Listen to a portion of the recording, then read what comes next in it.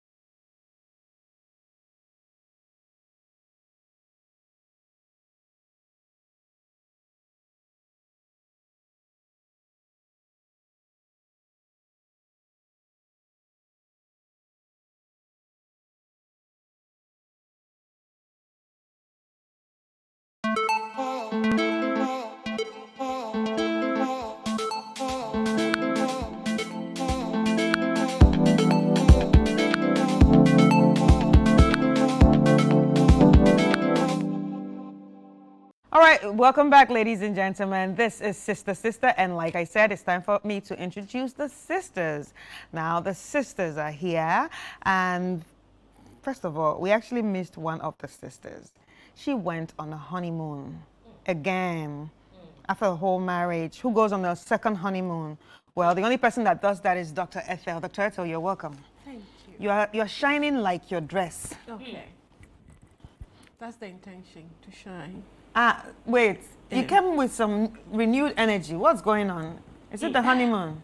I think honeymoon, but also Christmas. It's Christmas. It's a magical season and a time to be happy, time to receive love and give love. And yeah, so... Seems like you got a lot of love and gave a lot of love. I think so. And made a lot of love. And they said, what? All right. That's a good thing. Don't worry, this show is for adults. So. I know, right? Anyway, Rosie has been so I don't understand why Rosie has been She was giving us Tell pressure. us, tell us. In the kitchen, Okay. in the hall, even in the airport. How did you Is know? she talking about I was me? following. I was watching. Okay. She was pecking me. So you mean she was documenting I should all have these blocked things? all All of along, I you. thought she was very innocent. Right. I am. Okay. Welcome, Rosie. Thank you, darling. When I start preparing, don't complain. Oh. So today we actually have an interesting letter. Yes. And because of the nature of the letter, that is why we had to invite a special guest today. Okay. So we have a special guest that's going to be joining us via Zoom. Oh, And it's no other person than Dr. Kelvin Oh. of Valdez Medical Center. Hi, Doc. Kelvin. Hello, ladies. Hope everybody's doing well. Yes, Doc. we're fine. How are you Thank you. All right. Great. It's always good to be here. Yeah, Sure, thank good to you. meet All right, you. so we have our letter. We're just going to go straight into it so we don't keep Doc waiting for too long. All right. Dear sisters, my fiance and I are planning our marriage ceremony. We are supposed to get married in 5 months, and we've been intimate for a long time. Last week, I visited him, and while cleaning his room, I came across a document, a medical report. Out of curiosity, I opened it only to discover that my fiance is HIV positive.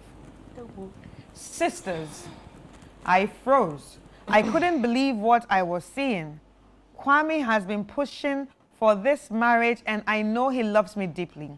But I never imagined he would hide something this serious from me. Why didn't he tell me? Why keep this from the woman he wants to marry? Now I'm scared. We've always had unprotected sex. Am I HIV positive too? The fear is eating me up. And to make everything more overwhelming, I just found that I'm 2 months pregnant. I feel like my whole world is spinning. I don't know what to think, how to react, or what steps to take. Sisters, I need your help. Please, if anyone can provide a medical perspective on this, I would be so grateful. What should I do next? How do I protect myself and my baby? I'm trying so hard to be calm, but I'm losing my mind.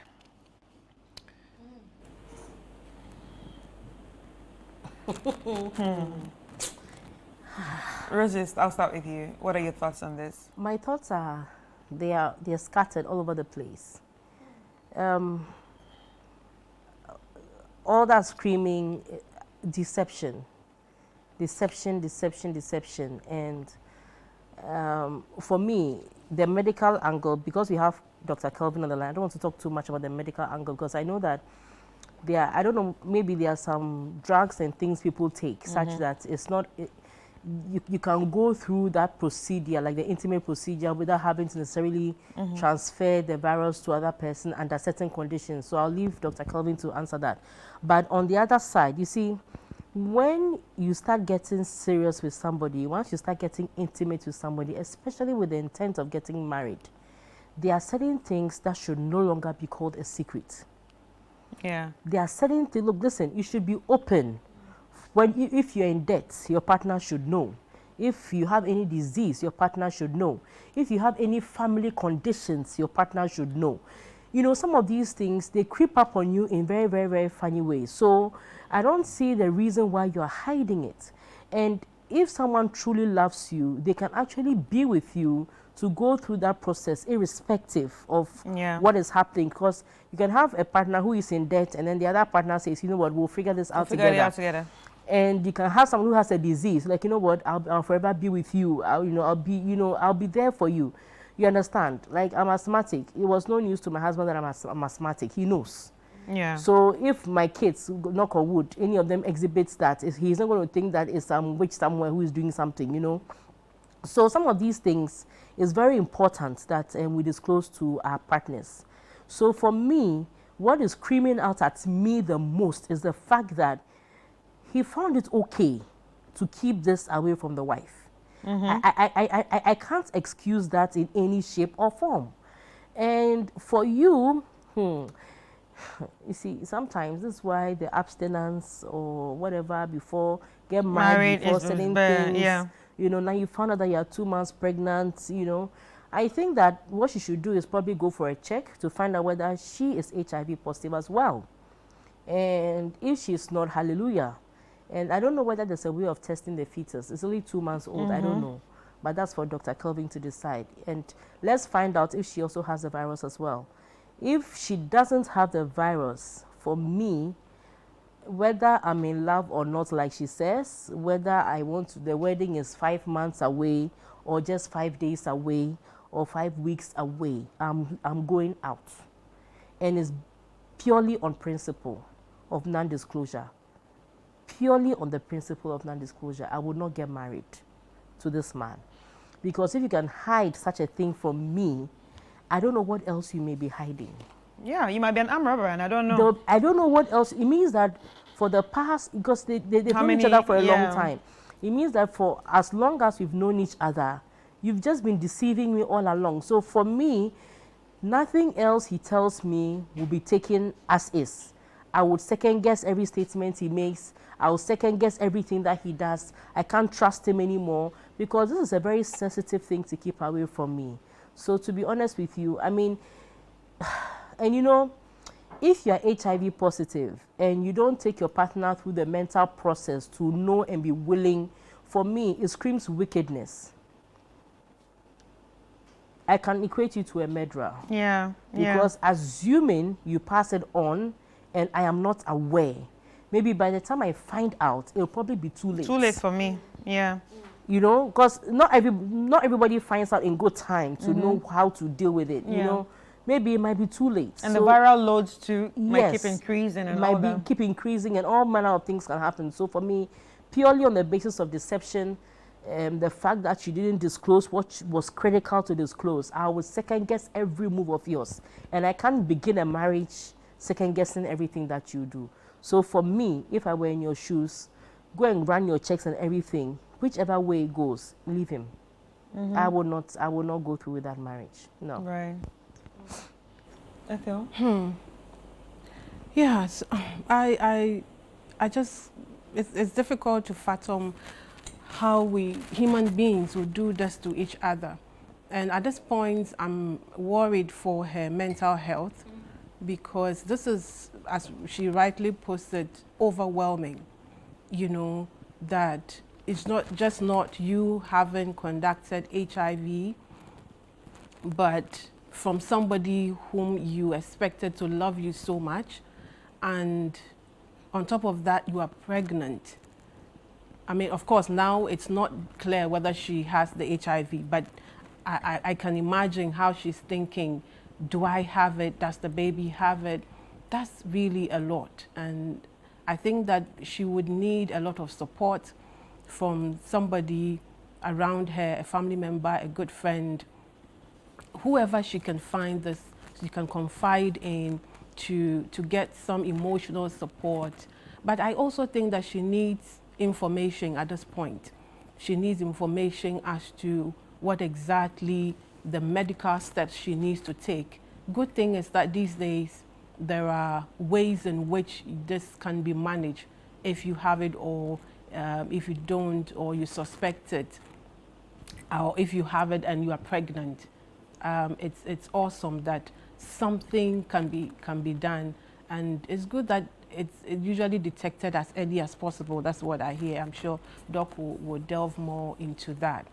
But I absolutely agree with my sister. This is not a relationship she should continue, because this is somebody clearly, if he did not know, that's a different thing, but clearly this is a wicked person, because you know that HIV is not a joke. Even if you have a cure, whatever it is, you're certainly going to go through some things. Sometimes even, you know, the mental frame of it. Some people actually die just thinking about they have it and what could happen to them. That alone can kill them, and not everybody is able to handle it. So if you have it and you think you are going through it, and somebody that you claim you love, that you're going to marry and going to have a life with, you think it's okay that she doesn't know and she can walk into that relationship with you. And imagine now there's a whole baby, another person who might be affected by this decision that you have taken. This is beyond wicked for me. Because now, I mean, so how do you expect this person to trust you? How do you expect this person to be in this, that you've given her this and she should be okay with it? You know, and I want to use this to say that they say 5 months into marriage and she didn't get to know it through maybe a test that they both had. Maybe we should begin to make it normal for people preparing for marriage to go have these tests, you know, random tests for all other things. In fact, your genotype and your blood group and things like that, because, I mean, sickle cell is another thing. It could be a reason why you should not marry. And, you know, I have lost a sister for that. I mean, but for her, it's not because she married somebody who had it. But it's always good, I think, that we know these medical conditions way ahead. So let's make it a discussion of, I think the discussions are going on, but I think it's not that popular. I think it has always been there. Yes, but it's not something couples really take seriously. No, we don't. If it is, when you're pregnant, yes, it's mandatory, you do the HIV test. But when it comes to even the counseling process, whether they would insist, they will tell you, they'll mention it. I have gone through counseling, but nobody has demanded that, I mean, do this, make sure you do it, and we'll check on it. And, you know, recently my husband and I were saying that, so we really went through all this process and we didn't even think of checking our genotype. It was later on that I think it was our son who wasn't well and we had to check. So yes, it's something that we should really talk about seriously, because it can take lives, you know. And so I joined my sister to say, whatever the outcome of this is, you check whether you are positive or negative, you find ways to manage your pregnancy so that it doesn't affect the child. Do not continue with this relationship. I think what shocks me most is the fact that he kept it.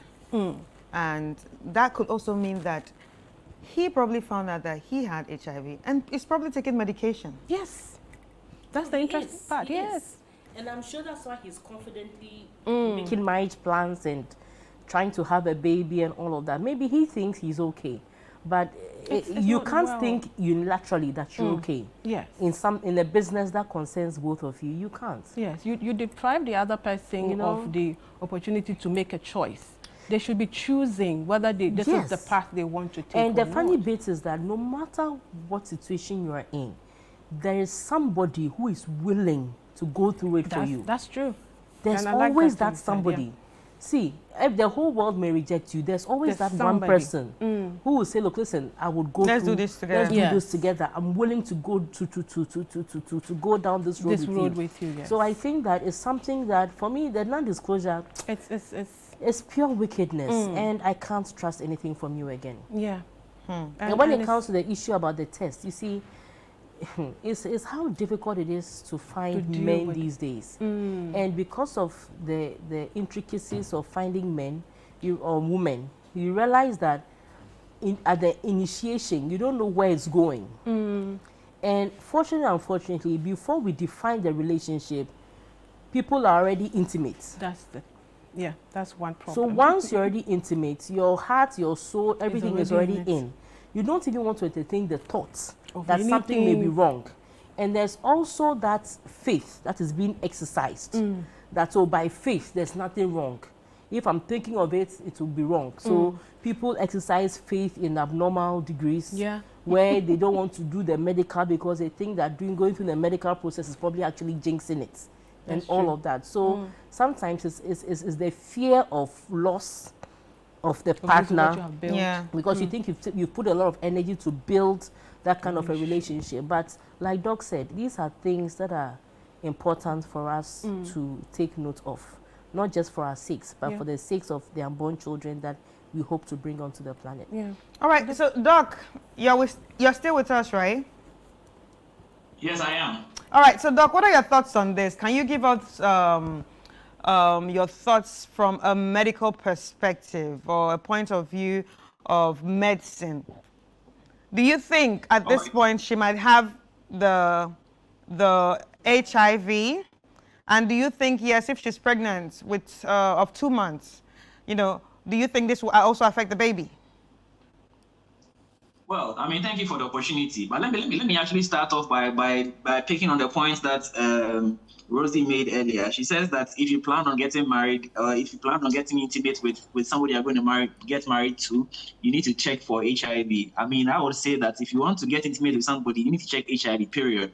Once the conversation is, I mean, let's get intimate, especially if you're not planning to use a condom, You need to know your status. You need to know that person's status before you get into any such activity. Having said that, even knowing the person's status, if the test was done today and the person tested negative, it does not mean that the person does not have HIV, because HIV how do I put it? When you run the test for HIV, it's not positive immediately after being infected. It takes some time. So that's why we say that when you test negative, you need to repeat the test. Sometimes the advice is repeat the test 3 months. Other times they'll say repeat the test every 6 months. You understand? So even if you tested negative today, it does not guarantee that you do not have HIV. And so the best advice would be to use condom. Unprotected sex is a very, very dangerous game that you play, especially if it is with somebody that you are not too sure his or her, sexual habit. You understand? So very, very important. But having said that, moving on. So now from the letter, it's difficult to pinpoint when the test was done or when the person became positive, and so it makes it a bit difficult to give what's it called, counsel or advice on the subject matter. Having said that, if the gentleman has been positive for a while and has not been put on any medication, then there's a high risk that the woman is positive and possibly could infect the child. Thankfully, right now we can prevent the child from getting the HIV it's only 2 months. So if the mother is able to start antenatal, and assuming she tests positive and she starts antenatal, and then we put her on the antiretroviral drugs, it's possible to prevent the child from actually becoming positive. So a negative baby can be born to a positive mother. It's very possible. It just means that the mother has to start antenatal quickly so that we know her status, and then we can put her on the necessary, it's called PMTCT. That is prevention of mother to child transmission of HIV. It's very possible to deliver a negative baby. So that is very, very possible. But in respect of the woman, we need to understand that being a woman, your risk of actually getting infected with HIV is higher than a man. In other words, what I'm trying to say is that if a woman is positive, her risk of infecting her partner is not as high as a positive man infecting his female partner. This is because the whole act of sex, right, for lack of a better way of putting it, it's a disadvantage to the woman, in quotes. I'm using the word advisedly, please. Nobody should attack me for that. But let me explain. You see, when in the sex act, since it's an adult only show, in the sex act, when the whole action is going on, the penetration and all those things, it can result in bruising of the vaginal wall.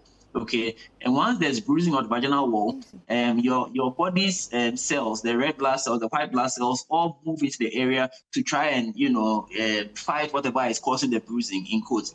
Now, the HIV, the virus HIV, it infects the white cells. So once there's bruising and the white cells come over there, then it's easier for the HIV to cross the vaginal wall and enter directly into the white cell. So this process I've just described makes women have a higher chance of getting HIV than men. And so if the man is positive, then it's very likely that the woman is positive, except in the rare case that the woman may have some kind of natural protection against HIV. But we will not know all this until we run the test to know for sure.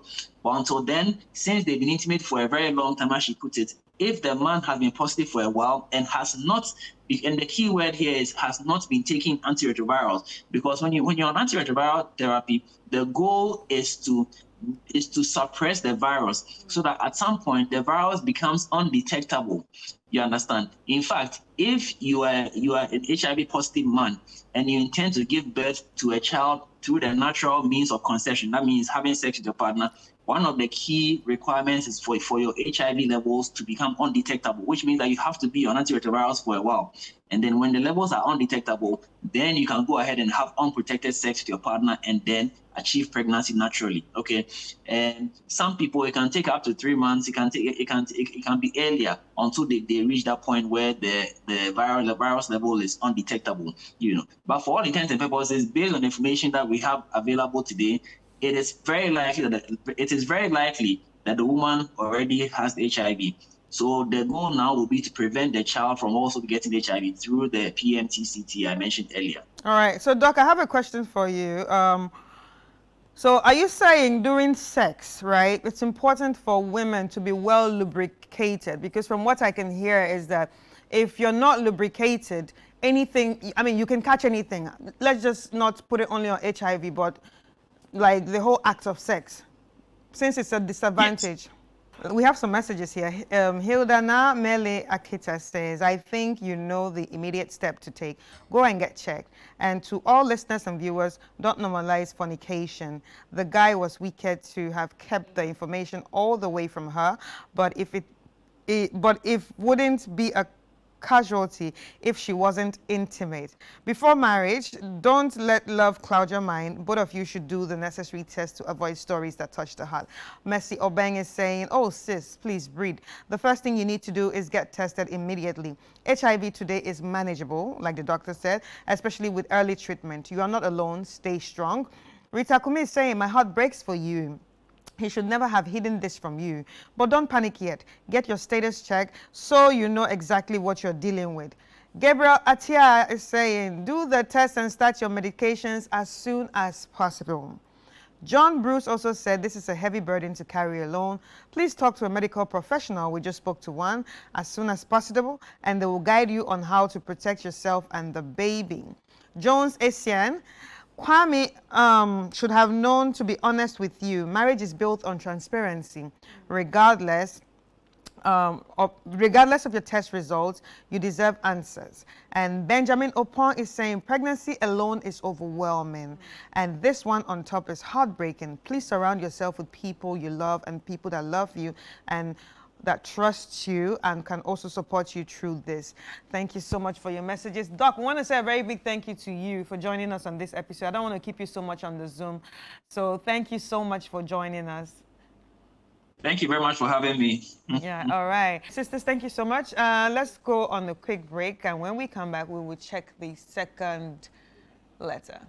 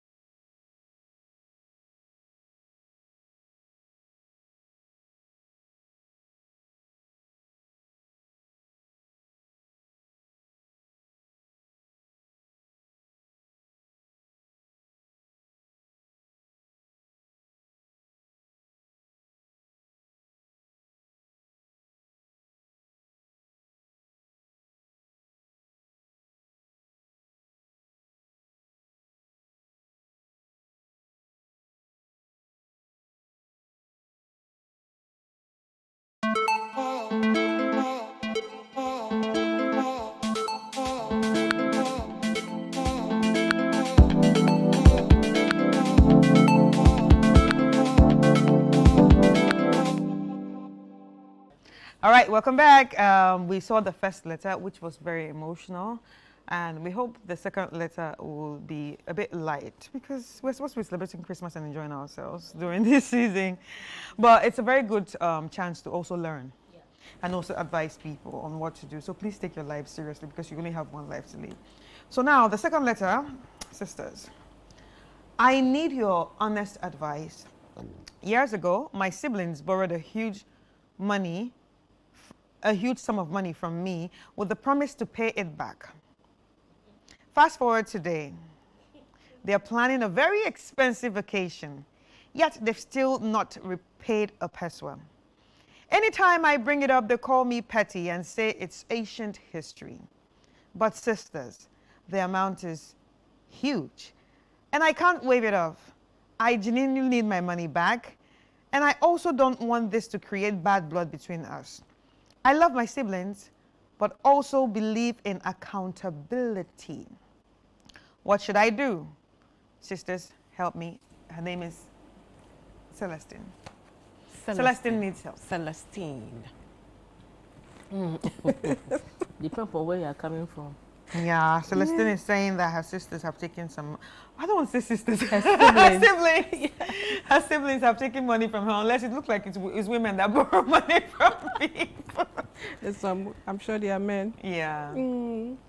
Well, if I may, well, this is why for me, I have decided that for people who are that close to you, your spouse, your siblings, if the money you are parting is not something that you can let go, probably don't. Because there is a tendency of, oh, I said I'll give it back tomorrow. Okay, next week she'll understand. She's my sister, she's my brother. There is that can always happen. Doesn't matter how, you are somebody who respects yourself or not. When it comes to those things, it's very easy for you to be very relaxed about it. And it keeps happening, especially spouses. A wife gives money to the husband and, he's not paying back. So I think that it lies on the person giving or being asked to ask yourself, this that I'm giving, if the person is not able to pay back, what can I do? Can I let it go? If you can't let go, please don't give that much. If not, you may want to take it to some litigation process, have some documents signed. That also has its own implications for the dynamics of the relationship. And the family. It can be a whole thing, So these things happen, I know, but we have to be careful, because imagine if she has really given so much. Sometimes even that money might be money you are keeping for a group of people or whatever. You don't know why the person or from where that money even came and they gave it to you. I would advise that let's not be, doing this to ourselves. But also, for me, I think that it lies on the one giving to especially a close friend, a family member, to really take steps that will prevent it from getting this far. Because where she is now, I really doubt if she will get this money back. Because from the things they are saying, they're going on a holiday. They don't seem to care. It's a Christmas holiday. And she's really suffering from the way I mean, it's laughable, but it's not that funny though, because she must be going through a lot. Money, you don't know where, and it can take her through something you don't even know that we won't be laughing about. True though. Yeah, that won't be laughing about. So, look, please, siblings, give back her money to her. We beg of you. Let's take it serious. And even though I've said that it lies on the person giving, but when we also take from our, close relations, let's pay back. Because this is why I feel that, getting money from close friends becomes difficult these days. You want to start a business. The safest place you could have gone to is a friend or your spouse or your parents. But because of some of these things, you won't get it coming to you. So maybe we should be more careful and sensitive. Right. Yeah. Rosie? See, I don't know if I saw a smile on your face or a smirk or whatever. I've been at the receiving end of this stick countless times, not from siblings, but sometimes very close friends. And I get very emotional depending on the story that you give me.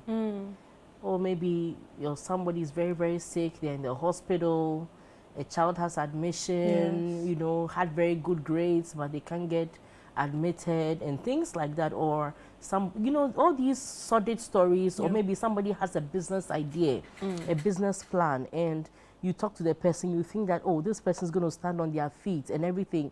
And then sometimes there are even cases where maybe at that point in time, I probably didn't even have much. But because of how you convinced me, I was actually, Ethel, you know what? You just give me this, I'll give it back to you. Just say, and then I go and give it to you. And the thing is that, you see, the mouth that they used to come and borrow is very different from the mouth that they used to come and pay. So you realize that now when it's time for them to pay, they're giving all manner of stories. Oh, and I was sick today, and I fell in a gutter, and my hand got broken, which is a life case that I'm facing now. And oh, you know, something happened. I woke up this morning and I realized that my head was at my hip area. Something is genetically wrong with me. I need to, like, the excuses keep coming from varied places. And the sad part is that, look, you call them cry, they won't pick. If not for the fact that they are siblings and they belong to the same family, I can bet you that if she was calling them, they will not even pick. You see, that's the sad part. And it's made humanity very, it's made doing something for people very difficult. It is difficult. So now when you go through some of these experiences 1, 2, 3, 4 times, you realize that the person becomes stingy. Then the same family people are saying that, or maybe not even stingy. The person just, you know. No, but that's how people would describe you as stingy. You keep to yourself. They see that, okay, fine, things are going on well with you. And yet when you ask for some small money, like, oh, give me this, give me this, give me that, then you realize that everybody's like, then you don't give because you don't want to bend twice. Because the funny bit is that, look, people think that some people know how to put their lives together. So they look like everything is in order and everything is in place. So the fact that somebody looks put together doesn't mean that they are put together. They also have their fair share of responsibilities. So when they give you money, it's because they genuinely care about you and they want to help you out. Now, what I want to tell this girl is that your siblings, by their posture, will never pay.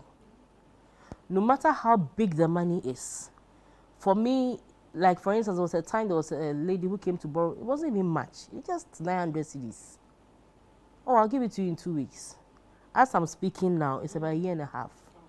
Wow. I have not asked. I have not done anything. But my comfort is that this lady can never, ever come to me to borrow anything again. Do you understand?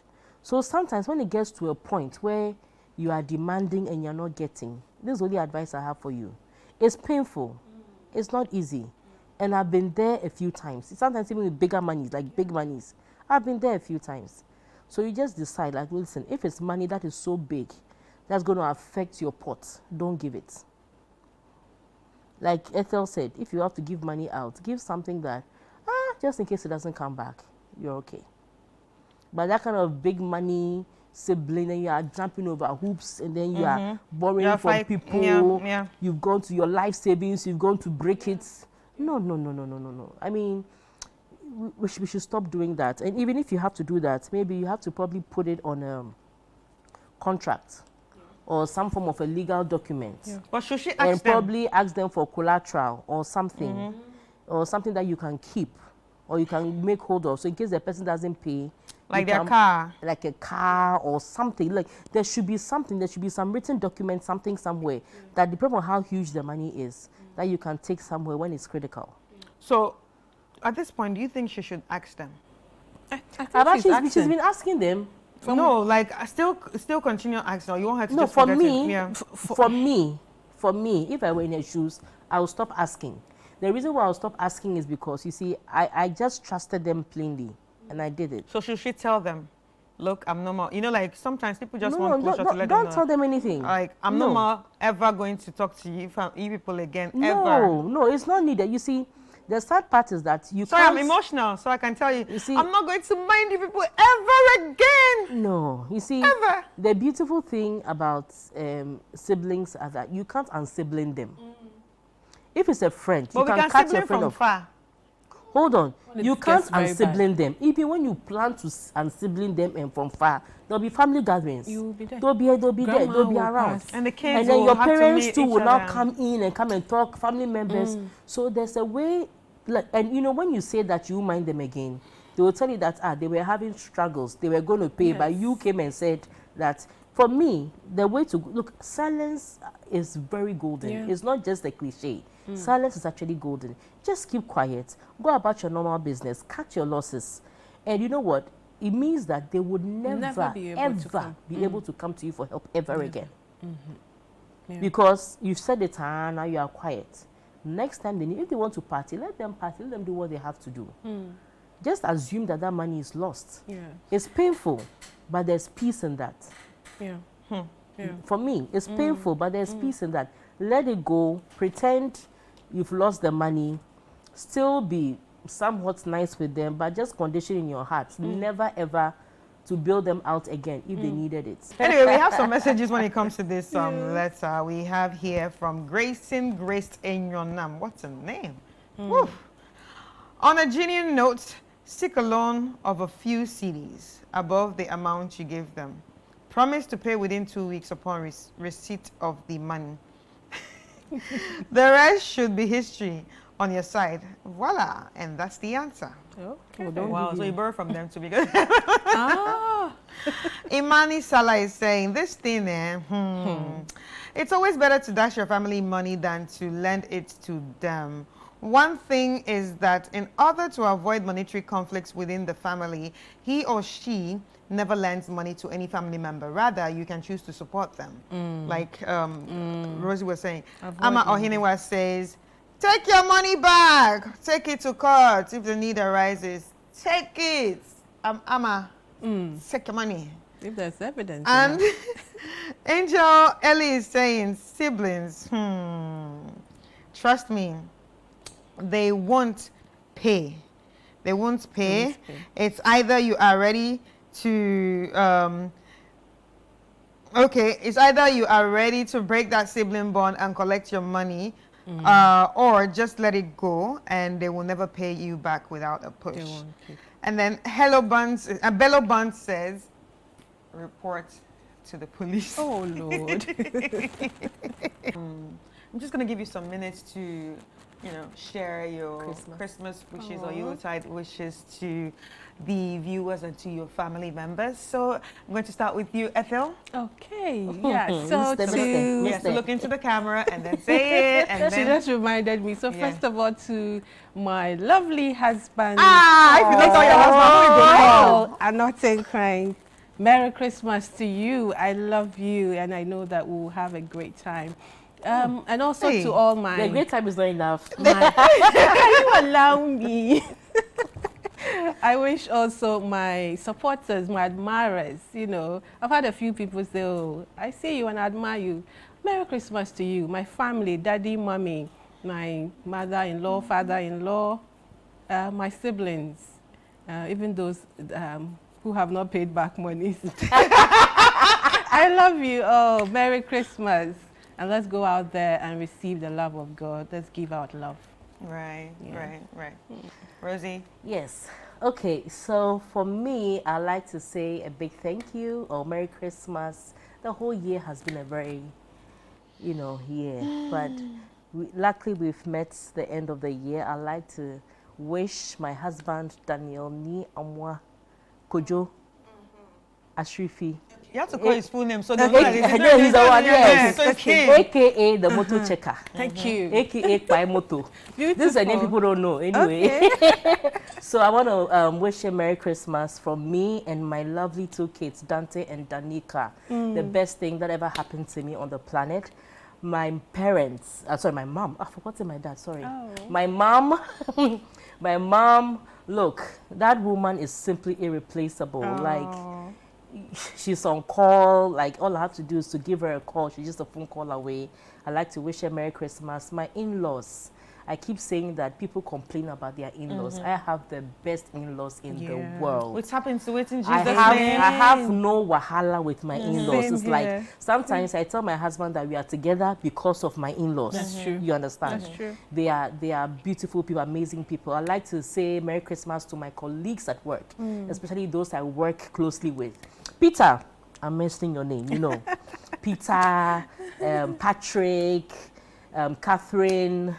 Hey, if I leave someone out, I'm dead. Kweku, Sarah, Kojo, Henrietta. Look, if I leave your name out, forgive me, I'm under pressure. Yeah. All my colleagues, my bosses, people that I work closely with, Emson, Juliet, Dorothy, all those, you know yourselves. Thank you so much, sisters. Thank you. Okay, ladies and gentlemen, and that's, what we have from the sisters. But we'll take a quick break, and when we come back, I will be sharing my final thoughts and, of course, my own wishes.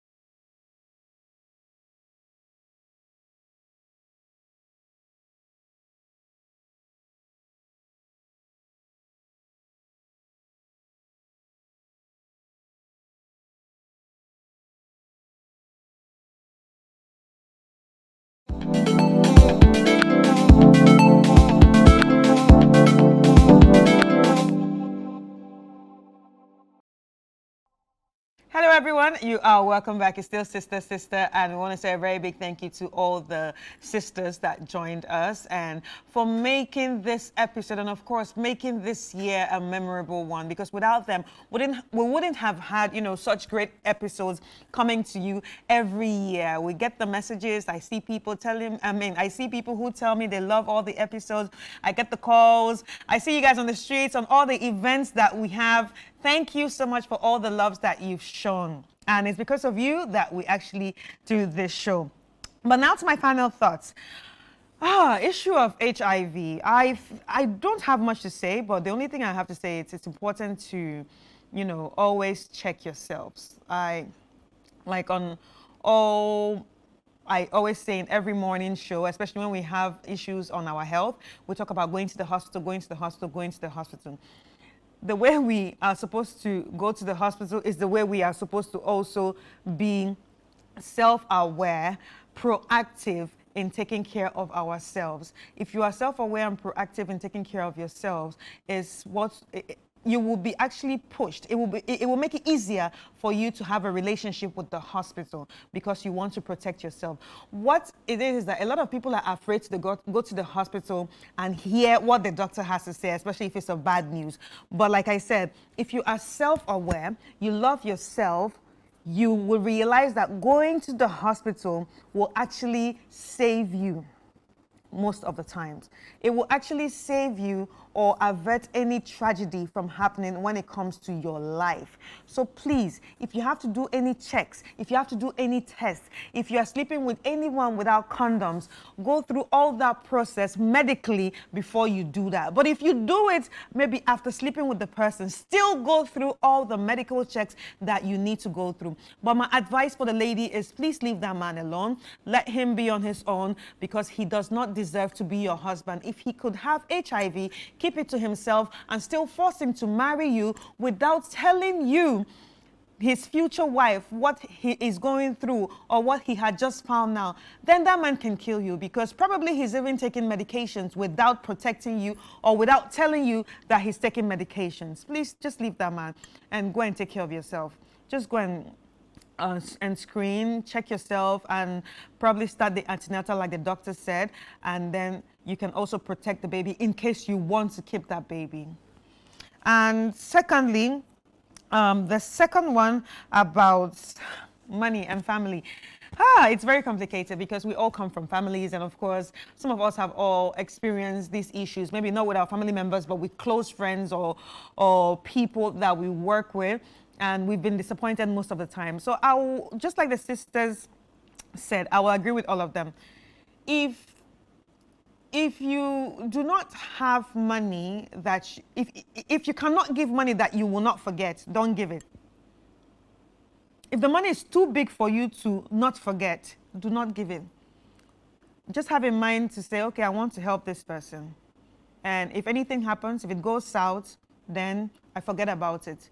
But if it's something that you know is too big, it will cause problem in the future, don't give in.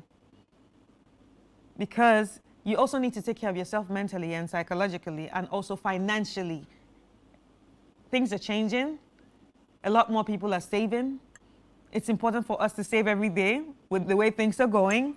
So if you do not want to lose any money, please, please, please, please, try and minimize, your expectations from people and try to also minimize what you would give, especially if it's going to cause problems. Anyway, that's the only advice I have, but I want to say happy holidays to each and every one of you. Like I said, thank you so much for staying with us. Thank you so much for tuning in every Thursday, listening on Radio City 97.3 FM, and every Friday watching us right here on ChannelOne TV. Thank you so much. I hope the good Lord bless you during this season.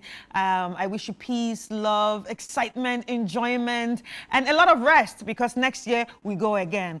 And also in-house, I want to say Merry Christmas to the best team ChannelOne, Team City 97.3 FM, everyone that makes this possible. To the director right now, everyone in the PCR right now, Merry Christmas and Happy New Year. And of course, to our producer, Maggie. She's always chasing me around. Christy, do you want to shoot today? Do you want to shoot tomorrow? Do you want to shoot today?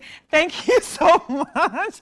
Thank you so much for containing my excesses. And to our families everywhere in the world that watch, especially Nigerian family, people who watch us, thank you so much for tuning in. Merry Christmas to each and every one of you, and to my family in particular, my son, my brother, and my parents, and my siblings. I love you. You guys know that. I will kill chicken for you guys this Christmas, okay? Merry Christmas and a Happy New Year to each and every one of you. To our sponsors, Kivo, Pepper, and also Gino, thank you for holding us down. Thank you so much. Thank you for all that you do for us, because without you, this show also wouldn't be, you know, a success. Thank you always. And Merry Christmas to each and every one of you, and happy birthday to Jesus. Cheers, and see you next week.